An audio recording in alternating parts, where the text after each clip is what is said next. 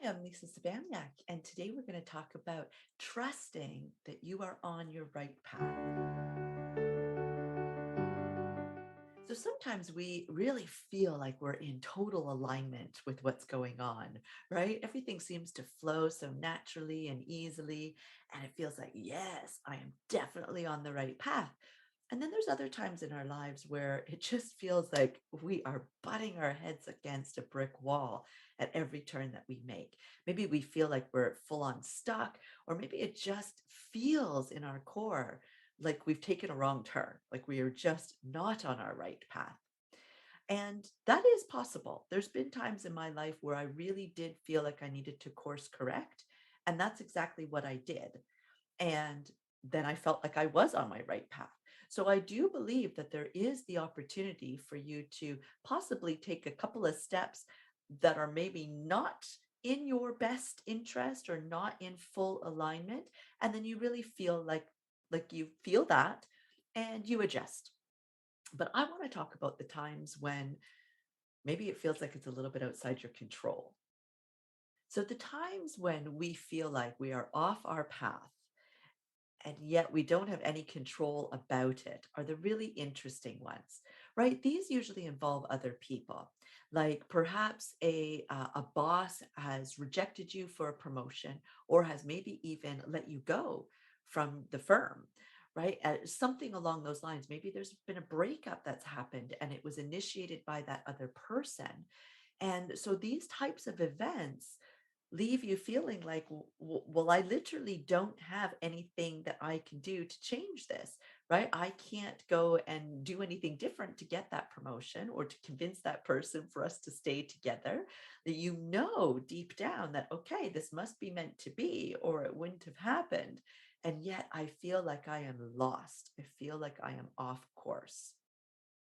So, like you, this is something that's very familiar to me. I had this happen maybe about a decade ago or something like that, maybe even a little bit longer. But back when I was living in Canada, I had a relationship that broke down and I didn't see it coming.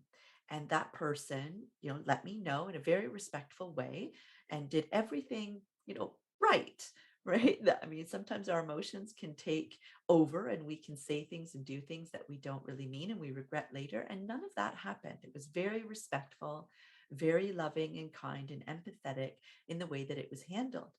But it still jolted me to my core and allowed me to end up feeling like I was far off my path. Now, everything else in my life had stayed constant.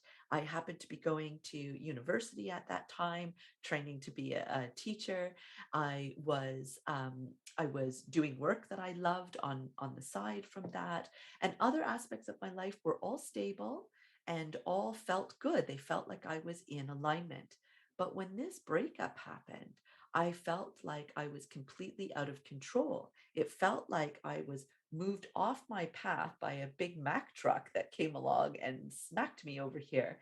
And that to be on my right path, I needed to be back in that relationship. But then I also knew and respected the person's decision that no, this was not working for them. So it wasn't a matter of, okay, well, if I just fix the problem within the relationship, then we can go back to having the relationship and I'll be back on my right path. No, I understood that this was not part of the path being with this particular person.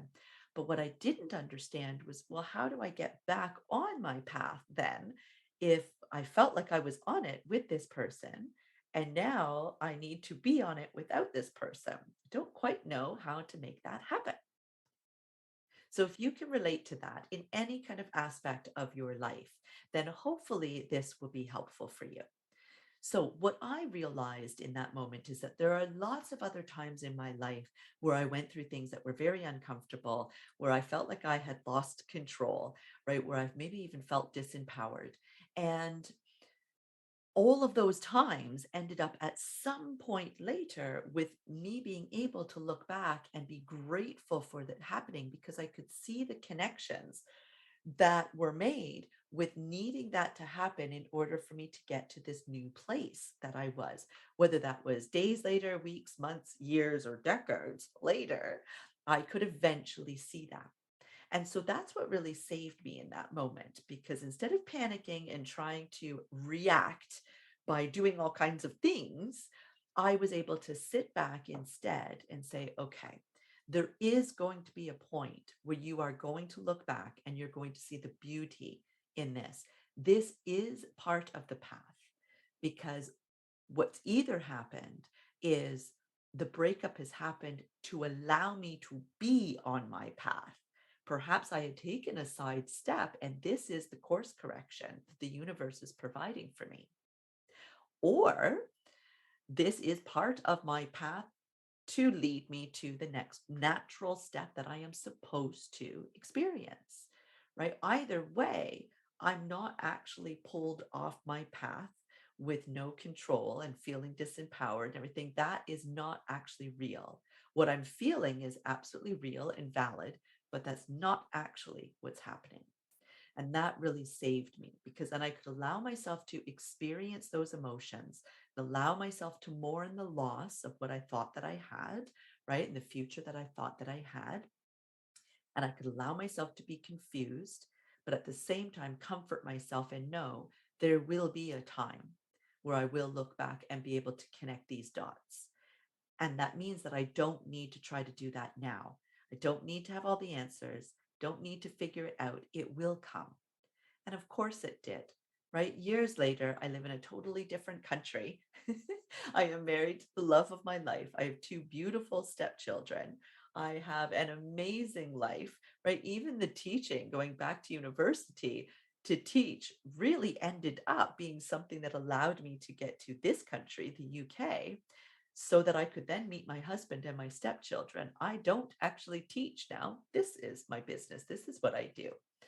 Right? But I wouldn't have been able to get to the UK on a work visa doing this, right? And before this, I was a massage therapist. I wouldn't have been able to get a work visa on that either. But I didn't know those things at that time. I didn't even know I was going to end up in the UK. Obviously, that wasn't even a wish list thing of mine at that particular time. So, now a decade or so later, I can look back and say, wow, did I ever need to go through those steps? Right.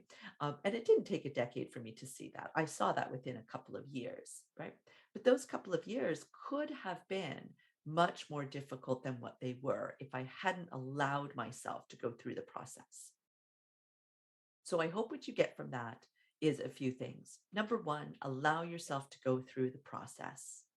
Allow yourself to feel whatever it is that you are feeling and respect that, honor that. Number two, allow yourself to understand that at some point in your life, you are going to have a greater awareness about what's going on now than what you currently have. And it's okay to not have that awareness now. One day you will connect those dots. Today's not the day. And number three, that you can allow yourself to not have all the answers. Knowing that one day you'll be able to look back, one day those dots will be connected, one day you will have the awareness that you do not currently have. Right now, in this moment, you can honor the fact that you don't have the answers, and that's okay. Take a look and ask yourself, is there something that is within my control here? Is it something that is being brought up for you to take notice of your own behavior, your own actions or reactions, your own thought process, the way you express yourself? Is there shadow work that needs to be done there? Is there inner child work that needs to be healed? An unhealed aspect of your ego, perhaps, that needs looking at? Is this whatever this is that is going on in your life that's causing you to feel like you're not on your right path? Is this something within your control? That you can take this as an opportunity to look and see, where can I learn, grow, and heal within this? And if the answer is yes, then start to take the reins, start to actually do it. If the answer is no, like in my example, where it is literally, you are not in control of other people, and this was out of a decision of somebody else, then you don't have control over getting what you had exactly there back. You still have control over yourself. You still have all of the control over how you act and react to this particular situation. Has it highlighted some things for you that you can now go back and learn, heal, and grow from?